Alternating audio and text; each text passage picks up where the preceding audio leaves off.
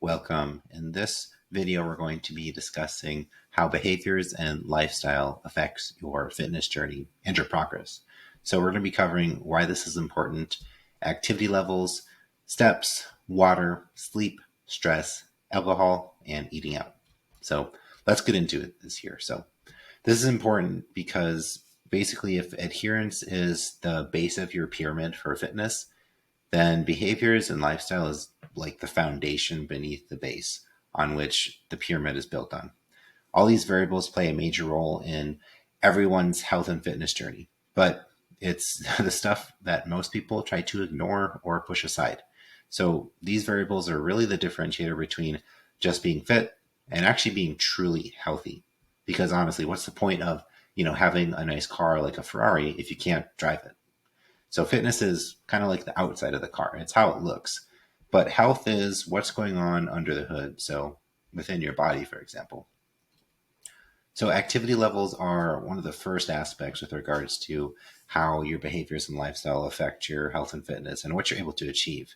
So there are really four categories of activity levels. The first is sedentary, where you spend most of your day sitting. You do less than 30 minutes per day of intentional exercise. And an example of that is like an accountant or somebody who is working in an office. The second is lightly active. So this is usually where you spend a large part of your day on your feet. So for example, like a cashier who is standing doing their job all day, and then maybe they do 30 minutes of intentional exercise that day. Then we have moderately active, which is where you spend a large part of your day doing something physical. So an example is like a waiter or a waitress at a restaurant. They're running around getting food for everybody. And somebody like that also doing 45 minutes or more of moderately intense exercise. And then very active is where you spend a large part of your time every single day doing extremely physical labor. So that could be like somebody who's like laboring in construction or a carpenter, for example, and then also doing 60 minutes or more of extremely intense exercise on top of their job. The next aspect that we have is your steps. So it's pretty cool here because increasing your daily steps is really the easiest way for most people to increase your overall energy expenditure, which is how many calories you burn. So if you remember from the Nutrition 102 video, we talked about NEAT, which is non-exercise activity thermogenesis.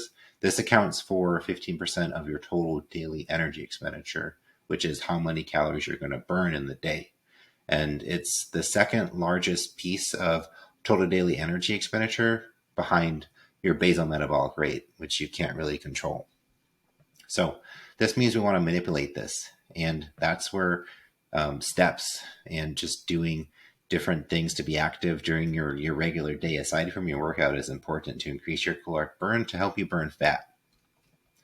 So just moving your body more throughout the day, just doing your regular activities is really going to help here.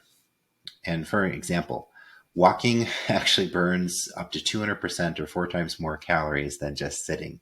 So if you had sitting burning 50 calories an hour, then walking burns 200 calories per hour. And if we kind of multiply that out over, an 8-hour day, 7 days a week, you can see how many more calories you're going to burn if you're walking and moving more throughout your day compared to just sitting. There's a huge difference going from 400 calories in a day to 1,600 calories a day by walking. And then over the course of a week, going from 2,800 calories burned from sitting versus over 11,000 from walking. And just keep in mind, remember that to lose a pound of fat, you have to burn 3,500 calories. So keep that in mind. That's why it's important to be active. And when we're talking about what we should target for our step goals, we want to make small increases here. So just start by assessing where you're at and then slowly increase them over time. So, you don't want to go from like 2,000 steps a day to 10,000 steps a day. That'll be too much. You want to focus on minimal effective effort and then increment from there. Next, we have water.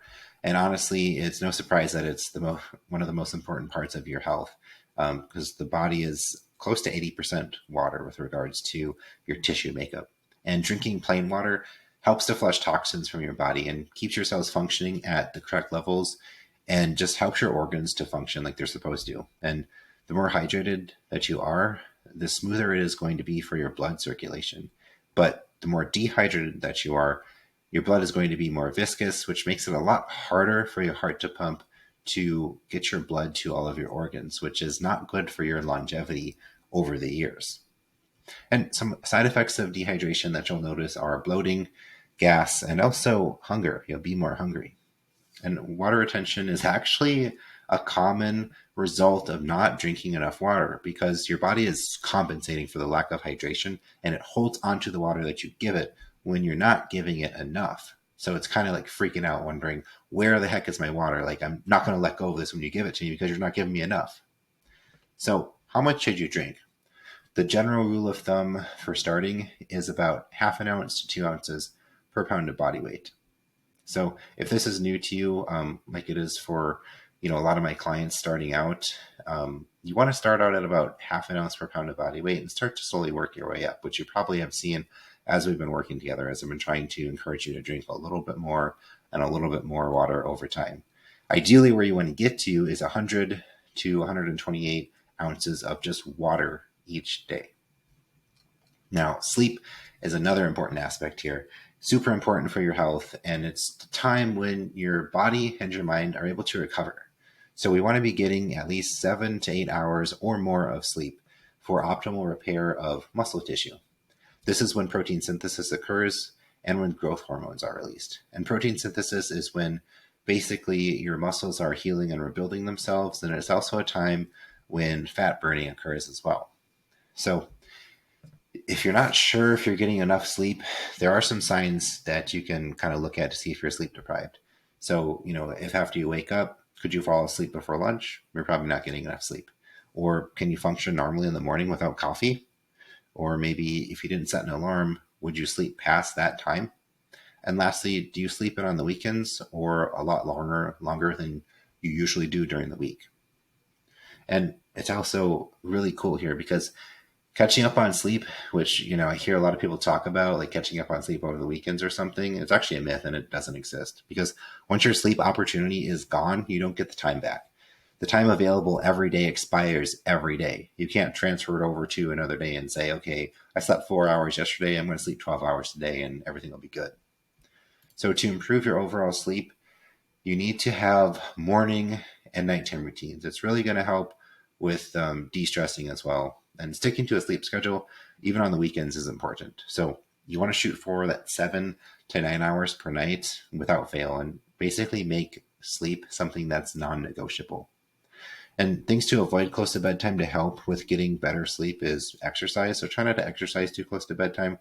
Caffeine, of course, nicotine, alcohol, big meals, your screens like your phone, for example, sleeping pills, and all of the above. They basically cause more stress. So on the topic of stress, let's talk about that. So cortisol, like most people know, is the hormone that everybody associates to stress. Whether high or low, it does have negative impacts. So it's going to affect your sleep quality, which is going to then affect your energy, and that's going to affect your workout quality, and then that's going to affect your appetite. So, low energy, crappy workout, increased appetite to eat bad food, it's not a good situation. And stress hormones are basically the same as the ones that activate your fight or flight response for survival, which an example of that is like your heart starts to race, your breath quickens, your muscles start to fire, kind of like adrenaline. The response is meant to prepare you for an emergency, but when it starts firing like that day after day, it can really increase the risk for some negative effects on your body, like headaches, high blood pressure, poor digestion, hormonal imbalances, and also cardiovascular health issues like heart palpitations, for example. So this is really why sleep and stress are really important and they go together in any person's health journey. So having structure to your morning and nighttime routines, like I mentioned before, can really help relieve your stress. And some ways to help with relieving stress that you can add into your day are meditation. So this is like a mind and body practice to just increase calmness and relaxation. And you only need to meditate for like 3 minutes to start benefiting from it, to be honest. Gratitude journaling is also good. It trains your brain to focus on the positive aspects of life. And affirmations are a good way to kind of change your subconscious thought process and replace negative thoughts that might circulate in your head. And yoga is also a great way to just stretch and work on breath work that really helps with recovery and relaxation. Okay. And alcohol, this is a good one. So, if you really want to make a healthier lifestyle a priority, then alcohol consumption has to be limited. There are so many negative effects that alcohol has on your body. So, for example, like when your body is metabolizing the alcohol that you've drank, it stops protein synthesis completely, which is, like we talked about before, your ability to burn fat and build muscle. That means your progress is 100% stopped until your body gets rid of the alcohol you put into it. And macros for alcohol are also kind of interesting because alcohol is not a protein, carb, or fat. And it's actually its own macronutrient. And it contains 7 calories per gram. And if you remember, protein is 4, carbs are 4, fat's 9. And then we've got alcohol over there that does nothing for your body that has 7 calories per gram. So we don't put alcohol macros in our daily totals because it's not something that we want to be consuming regularly. So as a result, most people just don't count them. But if you do have alcohol, you need to count them so you know where you're at and you're not throwing yourself, even further off track. So if you're going to track them, you want to track alcohol as carbs. So here's how you do it. You can take the total number of calories in your drink and divide it by 4 because that's the number of calories in carbs. So most alcohol is in MyFitnessPal and Trainerize, and it can be searched. You can actually use those entries that have the macros listed as carbs or fats, and you should never track alcohol using your daily protein allotment. You want to track it against your carbs. So some examples are like having a beer that's 12 ounces, 110 calories. That's, almost 20 grams of carbs. If you have wine, like 5 ounces in a glass is 120 calories, which is 30 carbs.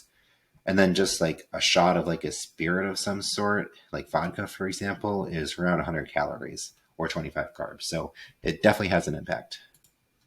And then eating out. So of course, you're not going to prepare every single meal at home and eat like 100% fresh organic food. But if the majority of your meals are consumed from restaurants or fast food, you're probably not going to reach your health and fitness goals. So here's some tips and tricks if you are needing to eat out to help you stay on track. You want to check the menu ahead of time and choose what you're eating before you arrive, because that makes the decision process a whole lot easier and you don't end up getting something that you really shouldn't have.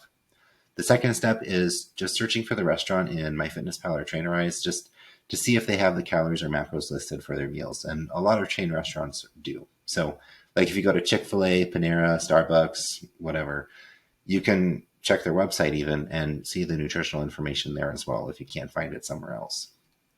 And step 3 is if you need to, you can individually add all the ingredients yourself in MyFitnessPal or Trainerize.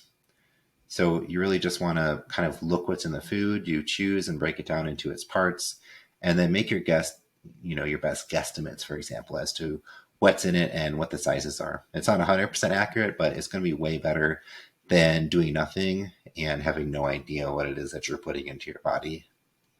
And lastly, I kind of want to wrap things up here with some helpful pointers with how you can determine the size of food that you're eating at a restaurant. So you can basically use your hand as like a measuring tool. So a fist is equivalent to 1 cup. You can look at your thumb, and that's equivalent to like an ounce of meat or cheese.